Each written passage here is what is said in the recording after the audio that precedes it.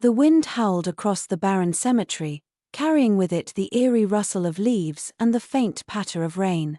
It was an old, forgotten place on the outskirts of Red Hollow, where the weathered gravestones leaned like tired soldiers in formation. Thunder rumbled overhead, and the occasional flash of lightning lit up the scene, revealing shadows that seemed to move on their own. In the midst of the storm, an old man named Walter trudged through the muddy path leading to the cemetery. Walter, a retired gravedigger, often visited to tend to the graves that had long been abandoned. Tonight, despite the storm, he carried a small lantern and a bundle of wildflowers. No one deserves to be forgotten, he muttered to himself, his breath visible in the cold night air. As Walter approached the far end of the cemetery, a sound stopped him in his tracks. It was faint at first, barely audible over the rain, but it grew louder, a high-pitched wail, raw and desperate. He squinted into the darkness, his heart pounding. "What on earth?" he murmured, gripping the lantern tighter. The sound came again, unmistakably the cry of a baby. Walter quickened his pace, his boots squelching in the mud. As he rounded a corner, the lantern's glow fell upon a heartbreaking sight. A tiny bundle, soaked and trembling, lay at the foot of a gravestone. Beside it, a dog sat vigilantly, its wet fur clinging to its thin frame as it shielded the baby with its body. Walter's voice broke as he knelt beside them. "Dear Lord." He reached out, gently pulling back the tattered blanket to reveal the infant's pale, tear-streaked face. The baby's lips were tinged blue from the cold, its cries weak but persistent. The dog growled low, its amber eyes locking onto Walter's. Despite its exhaustion, the animal's protective stance was clear. Walter raised his hands in a gesture of peace. "Easy there, boy. I'm here to help." The dog relaxed slightly, watching as Walter wrapped the baby in his own coat. "Who would leave you here?" Walter whispered, his voice shaking. He looked at the dog, whose gaze seemed to plead with him. "You've been protecting this child, haven't you?" The dog wagged its tail faintly, a sign of trust. With the baby and dog in tow, Walter made his way back to his small house on the edge of town. The storm showed no mercy, soaking them to the bone, but Walter didn't stop. "Hang in there," he murmured, glancing at the baby. "We're almost home." Once inside, Walter lit a fire and carefully dried the baby and the dog. The infant's cries grew louder as it warmed, a sound that brought relief to Walter. "That's better," he said softly. "You're a fighter, aren't you?" The dog curled up beside the baby, its eyes never leaving the child. Walter watched them, his heart swelling with a mix of sorrow and hope. "Looks like we're a family now," he said, more to himself than to them. That night, Walter barely slept. His mind raced with questions. Who had left the baby in such a desolate place? And why? As the rain subsided and dawn approached, Walter made a silent vow. "I don't know where you came from," he said, gazing at the baby and the dog, "but I'll keep you safe. Both of you." The morning sun peeked through the storm clouds, casting a faint golden glow over Walter's modest home. Inside, the baby lay swaddled in blankets, its cries now softer and more rhythmic. The dog, whom Walter had decided to call Shadow, lay nearby, its body curled protectively around the infant. Walter sat at the kitchen table, staring at a steaming mug of coffee. The events of the previous night played over and over in his mind. Who would abandon a baby in a cemetery? And why was Shadow there, guarding the child with such devotion? As the baby stirred, Walter rose from his chair, carefully lifting the infant into his arms. "What's your story, little one?" he murmured, his voice gentle. The baby looked up at him with wide, tear-streaked eyes, its tiny fingers curling around Walter's worn shirt. Shadow watched from his spot near the fire, his amber eyes filled with quiet intelligence. Walter couldn't shake the feeling that the dog knew more than he could express. Determined to uncover the truth, Walter decided to visit the local church. Father Doyle, the town's elderly priest, had long been a confidant to Walter during his years as a gravedigger. If anyone could offer insight, it would be him. As Walter stepped into the church, the scent of old wood and incense greeted him. Father Doyle, dressed in his usual black cassock, looked up from a stack of papers. "Walter," he said, his voice warm but surprised. "It's been a while. What brings you here?" Walter hesitated, cradling the baby tightly. "I found this child last night. In the cemetery." Father Doyle's expression darkened. "In the cemetery? My God, Walter, what happened?" Walter recounted the story, from the baby's cries to Shadow's fierce protection. Father Doyle listened intently. His brow furrowed. "It's no coincidence," the priest said finally. "That cemetery. It holds more secrets than most people know. You remember the Daniels family?" Walter nodded. The Daniels had been prominent in Red Hollow decades ago but had vanished after a series of tragedies. "What about them?" Father Doyle sighed, his gaze distant. "Their youngest daughter, Margaret, disappeared last year under mysterious circumstances. She'd fallen into bad company, troublemakers, drifters. She was pregnant when she left." Walter's chest tightened. "You think this baby could be hers?" "It's possible," Father Doyle said. "If Margaret's fate is tied to the cemetery, it might explain why the child was left there." The conversation weighed heavily on Walter as he returned home. He glanced at the baby, who had fallen asleep in the crook of his arm. "If you're Margaret's," he said softly, "then where is she?" Shadow barked once, breaking Walter's thoughts. The dog stood at the door, his body tense as he stared outside. Walter frowned, stepping closer. "What is it, boy?" Peering through the window, Walter saw nothing unusual, just the quiet street and the edge of the woods. But Shadow's growls told a different story. "You've seen something, haven't you?" Walter muttered. "Or someone." That evening, as the baby lay sleeping in a makeshift crib, Walter sat by the fire with Shadow at his feet. "You're no ordinary dog, are you?" he said, running a hand through Shadow's thick fur. "How did you end up in that cemetery?" Shadow's ears perked up, his gaze fixed on Walter. The dog's presence was both comforting and unsettling, as if he held answers that Walter couldn't quite grasp. Over the next week, Walter adjusted to his new role as caregiver. The baby, whom he had begun calling Lily in honor of his late wife, seemed to grow stronger each day. Shadow remained a constant companion, accompanying Walter on walks to gather supplies and keeping watch over Lily at all times, but questions about Lily's origins lingered. Walter knew he couldn't keep the child's existence a secret forever. Word of a foundling in Red Hollow would spread quickly, and it was only a matter of time before the truth or the people connected to it came to light. One afternoon, as Walter and Shadow walked through the woods near the cemetery, they stumbled upon a disturbing sight. A patch of freshly disturbed earth lay near an old gravestone, its edges rough and uneven. Shadow growled low, his hackles rising as he sniffed the ground. Walter knelt, his heart pounding. "Someone's been here recently," he said, his voice barely above a whisper. A faint glint of metal caught his eye. He reached down, pulling a small, tarnished locket from the dirt.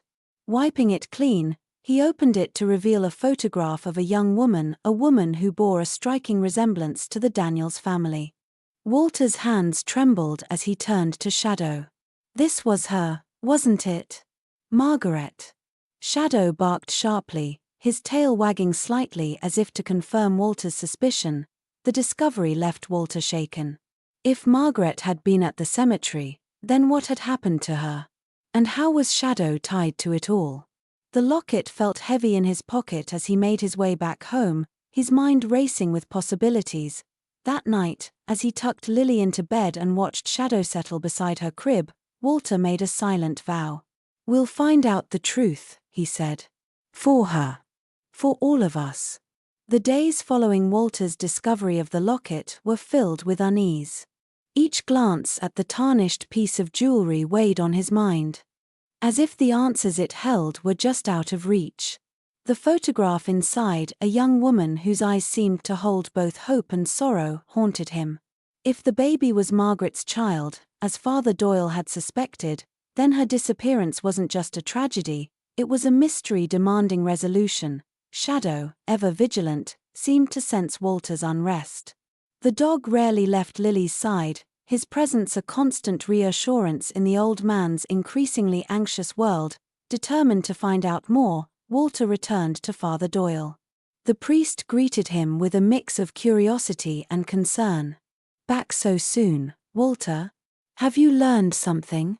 Walter handed him the locket, the metal glinting faintly in the dim church light. "I found this near one of the graves. It's Margaret, isn't it?" Father Doyle examined the photograph, his expression grave. "Yes. This was hers. I remember seeing her wear it as a teenager." "Then she was at the cemetery recently," Walter said, his voice tight. "What happened to her? And why was her baby left there?" Father Doyle hesitated, his fingers brushing the locket as if weighing his words. "Margaret was troubled," he said finally. "After her family's fall from grace, she struggled to find her place. She trusted the wrong people, people who may have taken advantage of her vulnerability." Walter leaned forward, his voice low. "You think those people hurt her?" Father Doyle sighed. "I don't know. But the fact that her baby was left at the cemetery suggests she was desperate. Or that someone wanted to erase her entirely."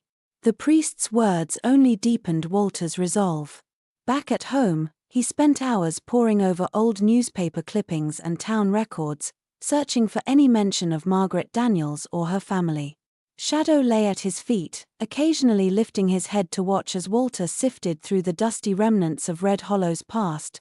Late one night, Walter stumbled upon an article buried in the archives. "Prominent Family's Downfall: The Tragic Disappearance of Margaret Daniels." The piece detailed the family's financial ruin, Margaret's descent into a life of struggle, and a cryptic mention of a man she was last seen with, a drifter named Ellis Grayson. Walter stared at the name, his pulse quickening. "Ellis Grayson," he murmured. "You're the key to this, aren't you?" The next morning, Walter set out to learn more about Grayson. Shadow trotted beside him as they made their way to the diner, where Clara, the sharp-tongued waitress, was known for knowing everyone's business.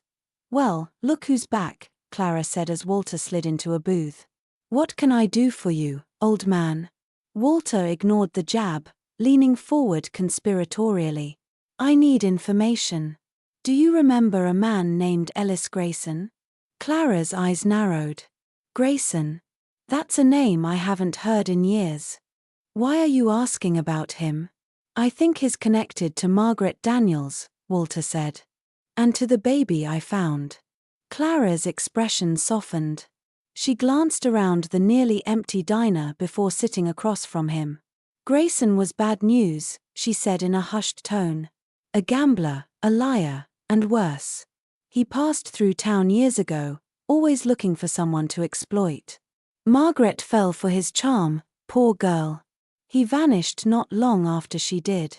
Walter's grip tightened on the coffee mug in his hands. "Do you think he could still be around?" "Doubtful," Clara said. "But people like him leave traces. Ask around at the old factory on the outskirts of town. That's where he used to hang out." Following Clara's lead, Walter and Shadow ventured to the abandoned factory, a hulking structure of rusted metal and shattered windows.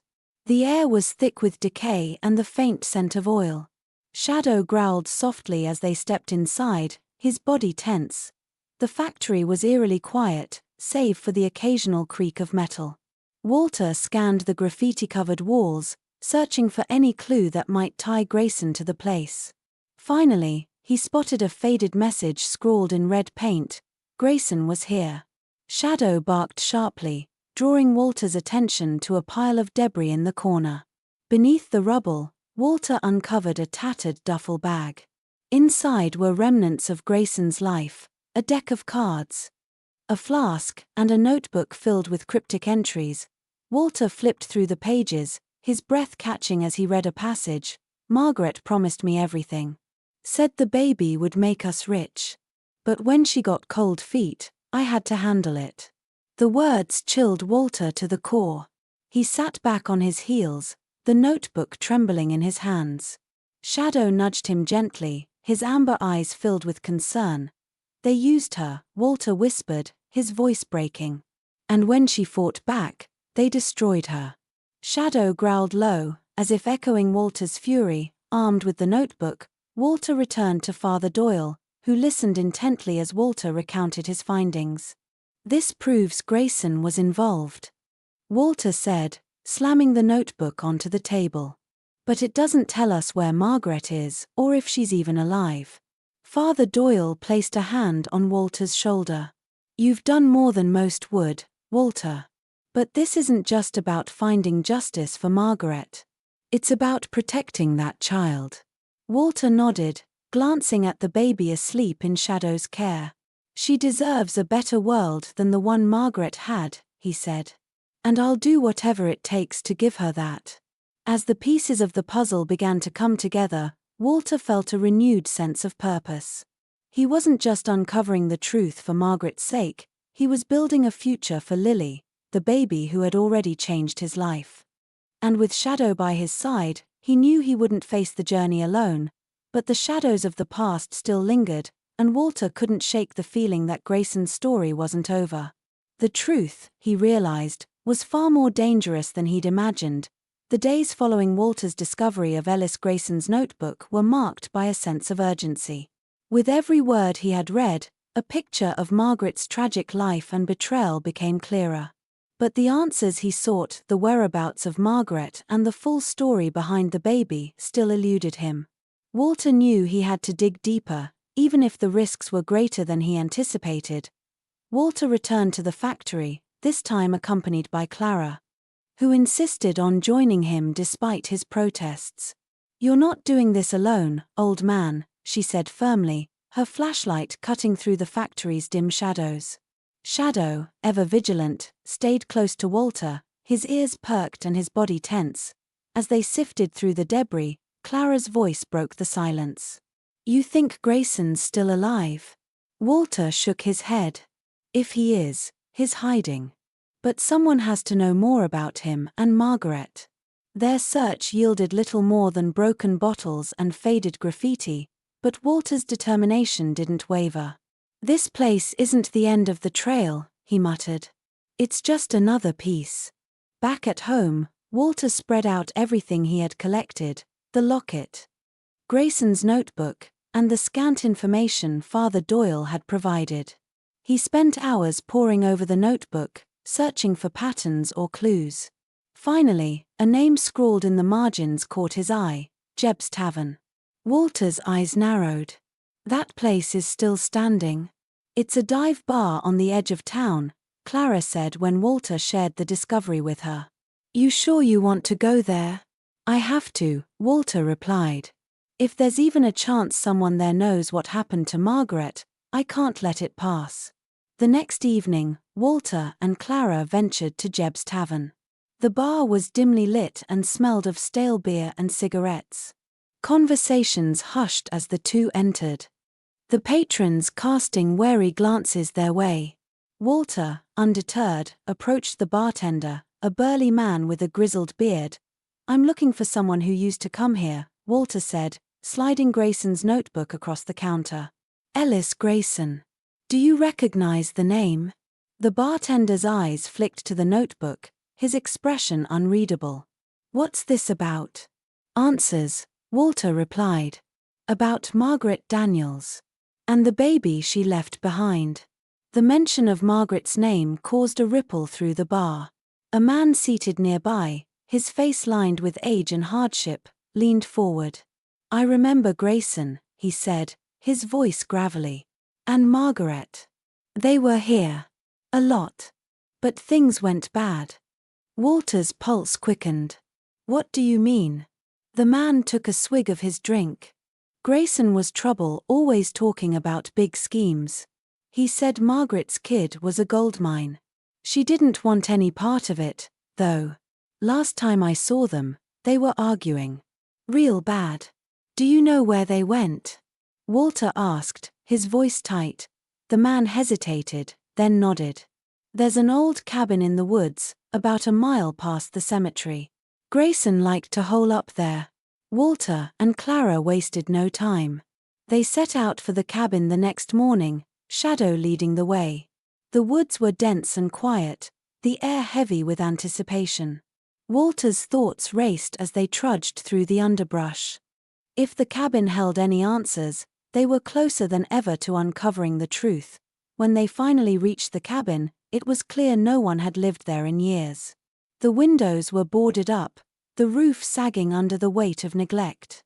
But Shadow's growl told Walter they were in the right place. Inside, the air was thick with dust and decay. Walter and Clara searched the small space methodically, their flashlights cutting through the gloom. It was Clara who found it, a bundle of papers stuffed into a cracked drawer. "What's this?" she murmured, handing the papers to Walter. Walter's hands trembled as he unfolded them. Among the documents were letters from Grayson, detailing his plans to sell the baby to an illegal adoption ring. "Margaret must have found out," Walter said, his voice shaking. "She tried to stop him." Clara pointed to the final page, scrawled in a different handwriting. "Look at this." The note was brief but chilling. "She's gone. The child is all that matters now." The weight of the revelation hit Walter like a tidal wave. Grayson had used Margaret, betrayed her, and left her to disappear into the shadows. But the baby, Lily, had survived, thanks to Shadow's intervention. As they left the cabin, Walter turned to Clara. "We have to take this to the authorities.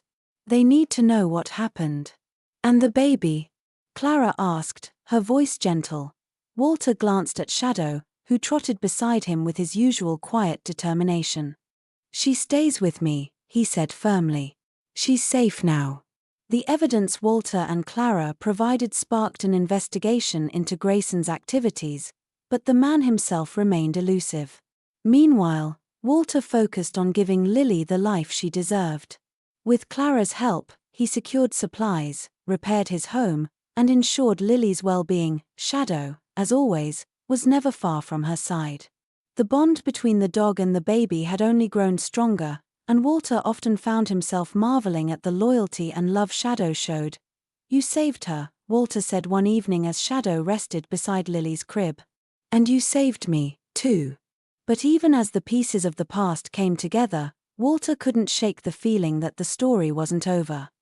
Grayson's shadow still loomed over their lives, and Walter knew he would stop at nothing to protect the family they had built. Walter's life took on a fragile semblance of normalcy in the weeks following his discovery at the cabin. With Clara's unwavering support, he poured his energy into creating a stable home for Lily, the baby who had brought so much purpose back into his life. Shadow, ever the protector, seemed to understand the gravity of their situation, his amber eyes always scanning the horizon for unseen threats, but the sense of calm was fleeting. The specter of Ellis Grayson lingered, an unseen force that Walter knew could return at any moment. One crisp morning, Walter was chopping firewood when Shadow barked sharply from the yard. Walter turned to see a car idling on the dirt road at the edge of his property. The windows were tinted, making it impossible to see who was inside. As Shadow growled, the car pulled away slowly, its tires kicking up a plume of dust. Clara arrived shortly after, carrying a bag of groceries. "You look like you've seen a ghost," she said, setting the bag on the porch. Walter gestured toward the road. "There was a car parked there. Didn't recognize it." Clara's expression darkened. "You think it's him?" Walter nodded grimly. "Who else would it be?" The unsettling encounter prompted Walter to contact Sheriff Harris, who had been overseeing the investigation into Grayson's activities. The sheriff, a no-nonsense man with a deep sense of justice, listened intently as Walter described the car and his fears. "We've been tracking leads on Grayson," Harris said. "But he's slippery. If he's watching you, it's because he knows we're closing in." Walter's chest tightened. "What do I do?" "Stay vigilant," Harris replied. "And keep that dog close. He's your first line of defense." That evening, Walter sat by the fire with Lily in his arms and Shadow at his feet.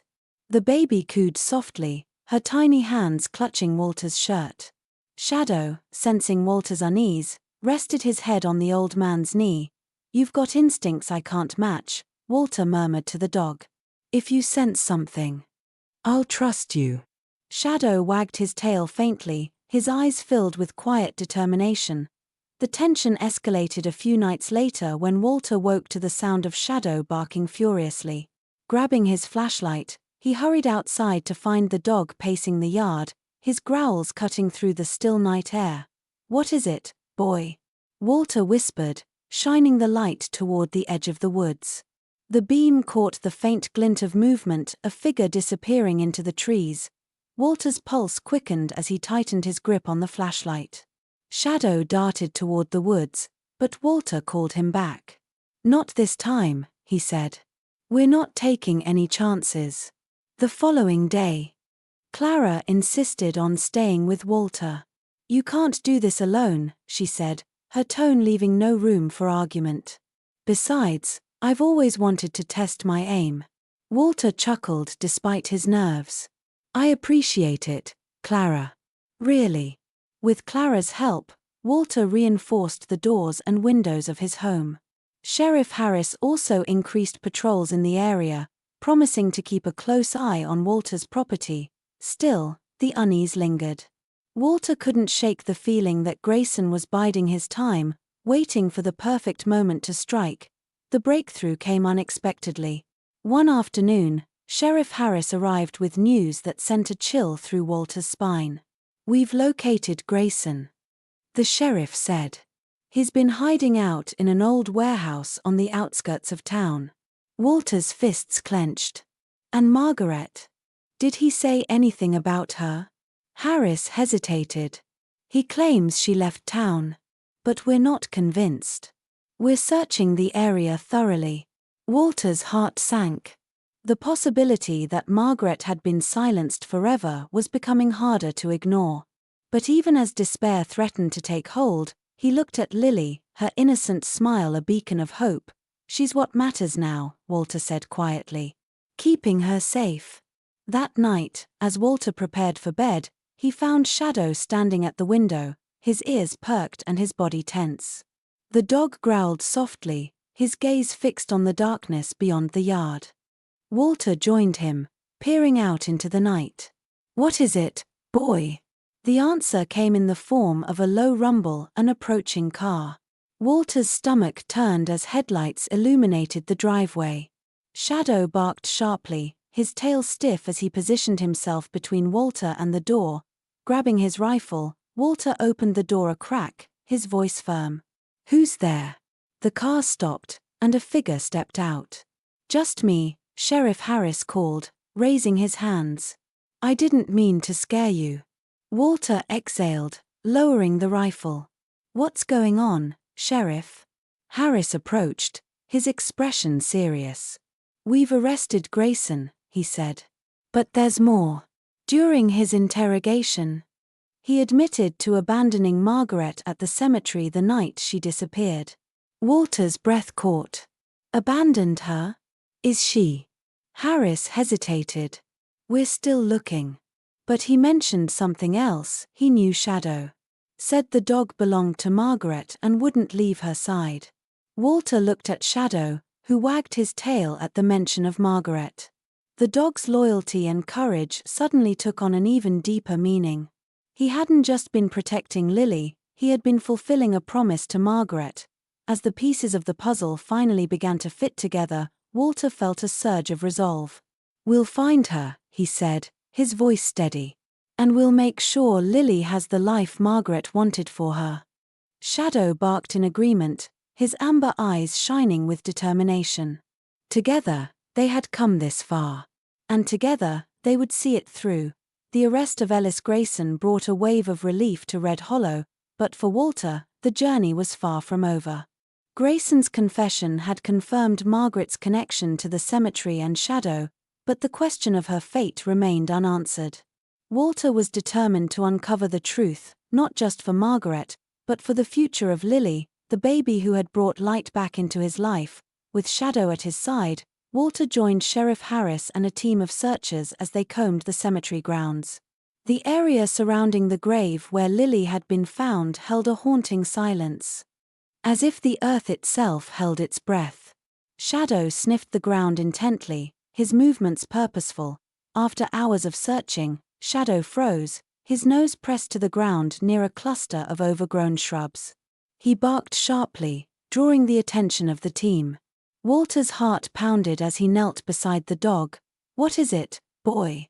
Walter asked, his voice trembling. Shadow pawed at the dirt, uncovering a patch of disturbed earth. Sheriff Harris signaled for the team to investigate further, and within moments, they unearthed a shallow grave. Inside, wrapped in a faded cloth, were the remains of a woman. Walter's breath caught as he recognized the locket resting beside the skeletal remains. "Margaret," he whispered, tears streaming down his face. Shadow whined softly, pressing against Walter's side. The discovery confirmed the worst, but it also brought closure. For Walter, the grave was not just a resting place for Margaret, it was a reminder of the courage and sacrifice she had shown in her final moments. She had fought to protect Lily, ensuring that the baby would live even if she could not. At Margaret's funeral, the townspeople of Red Hollow gathered to pay their respects. Clara stood beside Walter, her hand resting on his arm for support. Shadow sat solemnly at Walter's feet, his gaze fixed on the freshly turned earth. "She's at peace now," Clara said softly. "And because of you, so is her child." Walter nodded, his voice thick with emotion. "I'll make sure Lily knows who her mother was, and what she gave to protect her." In the months that followed, Walter worked tirelessly to give Lily the life Margaret would have wanted. With Clara's help, he navigated the process of legally adopting Lily, ensuring that she would have a stable and loving home. Shadow remained a steadfast presence, his bond with Lily growing stronger every day. Walter transformed his small home into a warm and welcoming space, filled with laughter and love. He taught Lily to walk, her tiny steps guided by Shadow's patient nudges. As she grew, her giggles and babbling filled the air. A testament to the life that Margaret's sacrifice had made possible. One sunny afternoon, as Lily toddled across the yard, Walter sat on the porch with Clara. Shadow trotted alongside Lily, his tail wagging as she reached out to him with chubby hands. "You've done something incredible, Walter," Clara said, her voice filled with admiration. "You've given that little girl a chance." Walter smiled, watching as Lily and Shadow played together. "I didn't do it alone," he said. "Shadow. He's been the real hero." Clara chuckled. "Well, he's a remarkable dog. But don't sell yourself short, old man. You've got a lot of fight left in you." As the years passed, Walter kept his promise to Margaret. He told Lily stories about her mother's bravery, ensuring that she would grow up knowing the strength and love that had brought her into the world. Shadow, now graying but still vibrant, remained by Lily's side, his loyalty unwavering. One evening, as the sun dipped below the horizon, Walter sat with Lily and Shadow on the porch. Lily, now old enough to understand, rested her head on Walter's shoulder. "Grandpa," she said softly, "did Mommy love me?" Walter kissed the top of her head, his voice steady. "More than anything in the world." "And so do I," Shadow barked softly, as if to echo Walter's words. Together, they watched the stars appear, the weight of the past finally lifting to make way for a brighter future. Walter's journey with Lily and Shadow became a story that inspired the entire town. What had begun as a tragedy in a forgotten cemetery transformed into a tale of resilience, love, and redemption. And though the scars of the past would never fully fade, they served as a reminder of the strength that came from facing life's darkest moments head-on. For Walter, Lily, and Shadow, the cemetery was no longer a place of loss. It was where their family had begun, a bond forged in sorrow but built on hope. And it was a legacy that would endure, a testament to the power of love in even the unlikeliest of places.